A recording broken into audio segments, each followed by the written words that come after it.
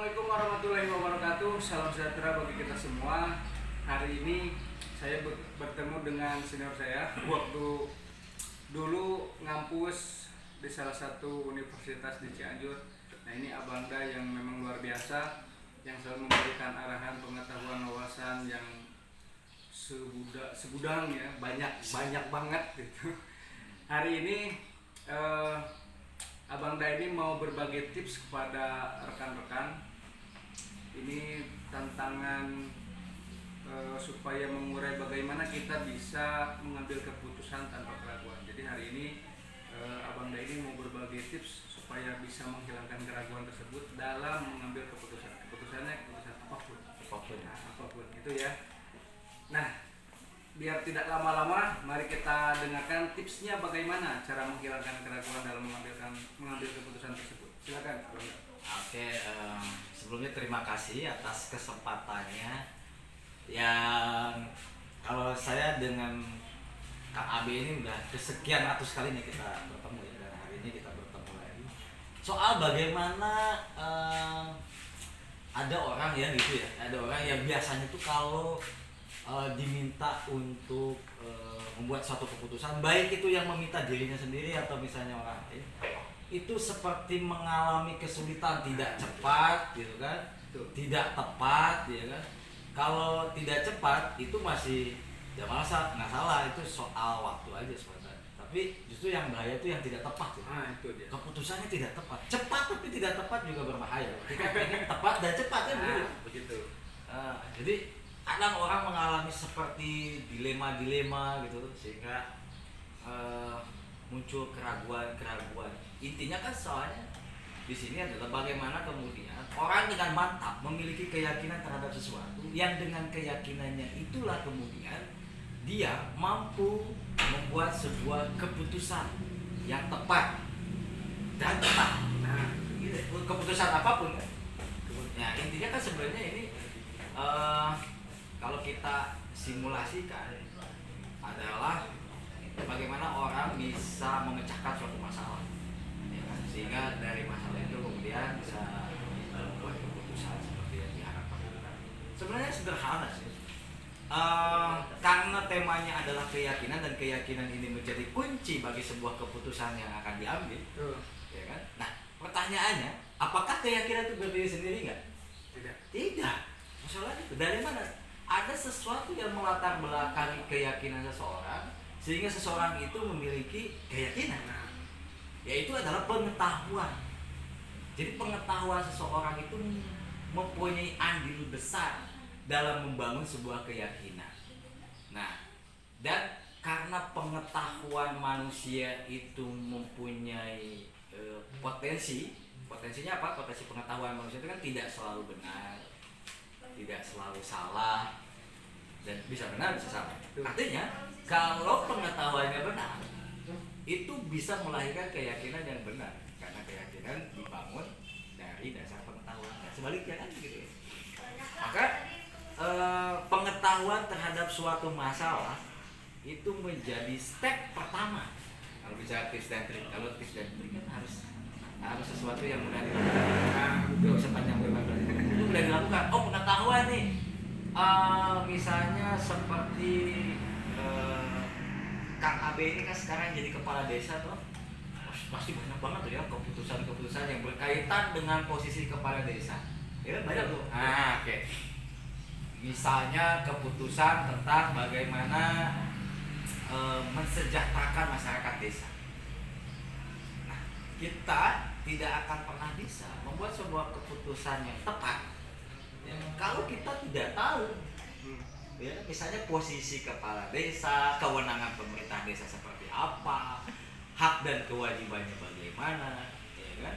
Terus pengetahuan, bukan hanya pengetahuan dari dasar birokrasi pemerintahan desa ya, kalau bentuknya kepala desa, tapi misalnya pengetahuan tentang warganya sendiri juga.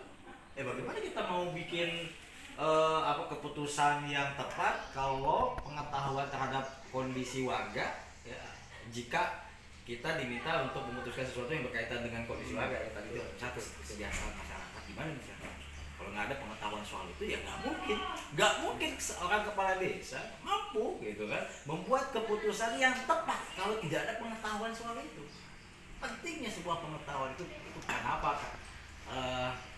Kita diajarin pentingnya mencari ilmu pengetahuan, ya kan? Banyak tuh lah ayat-ayatnya kan, utlubul ilmi yang mahdi ilal ahdi, ya kan itu, utlubul ilmi walau bisin, ya kan, carilah ilmu dari Cina, ya. Carilah ilmu dari buaya sampai liang lahat. Ilmu itu adalah sesuatu yang diwajibkan oleh Tuhan, baik itu untuk muslimin dan muslimat, kayak gitu kan. Oh, penting. Jadi sebetulnya tips dan triknya itu bukan tips dan trik yang rumit, dan kita sendiri sudah hafal kok soal itu, diajarin tuh dari kecil, bener nggak Kang Gabe? Diajarin tuh buku Gudang Ilmu, maca adalah kuncinya kan begitu. Itu kan salah satu bentuk bagaimana paradigma butuhnya pengetahuan sedari awal. Nah gitu. Balik lagi ke tadi bahwa pengetahuan itu ternyata berpengaruh terhadap keyakinan seseorang. Dan karena pengetahuan seseorang itu tidak selalu benar, tidak selalu salah, bisa benar bisa salah. Berarti pengetahuan itu bisa dikoreksi. Ya. Saya punya pengetahuan tentang satu hal, misalnya satu objek tentang air mineral. Saya punya pengetahuan tentang air mineral, Abi juga punya pengetahuan tentang air mineral. Objeknya sama nih tentang air mineral. Tapi pengetahuan saya dan Kang Abe terkait air mineral tidak mungkin persisi sama. Ya kan? Nah, oke lah kalau hanya persoalan berbeda pandangan, tapi kalau bertentangan, ya kan? Nah ini berbahaya. Artinya setiap pengetahuan yang hadir dalam diri manusia itu harus lulus uji. Pengetahuan ini benar apa enggak, disebutlah verifikasi. Maka setiap ada pengetahuan yang datang kita harus diverifikasi. Bahasanya pendalaman, ya kan? Pendalaman terhadap sesuatu yang kita akan ketahui. Itu contoh-contoh kalau di desa. Ya pun misalnya kayak ada orang nih dijodohin, mau apa enggak, itu kan banyak orang yang galau tuh ya, dijodohin nih. Artinya dia harus mempunyai pengetahuan soal apa sih jodoh itu atau perjodohan itu apa kan, sehingga dia bisa memutuskan untuk iya dan tidak. Ya. Nah, sebagian orang memahami bahwa yang disebut dengan jodoh adalah siapapun yang dekat dengan kita itu jodoh kita. Gitu sebagian orang. Nah, tapi juga ada pemahaman yang lain yang kita bisa verifikasi juga, bisa diuji lah gitu ya. Kebenarannya gitu. Misalnya ada pengetahuan soal jodoh itu bukan persoalan orang dekat atau orang jauh, bukan persoalan jarak ya. Tapi soal nyambung apa enggak sih nih orang. Nah, itu dia. Klop atau enggak gitu. Nyaman atau enggak misalnya kan. Dan nyamannya orang, setiap orang kan beda. Betul. Oke, misalnya saya ini musisi misalnya, atau senang dengan hal-hal yang berbau seni gitu kan. Maka saya akan merasa nyaman dengan orang yang mempunyai passion yang sama.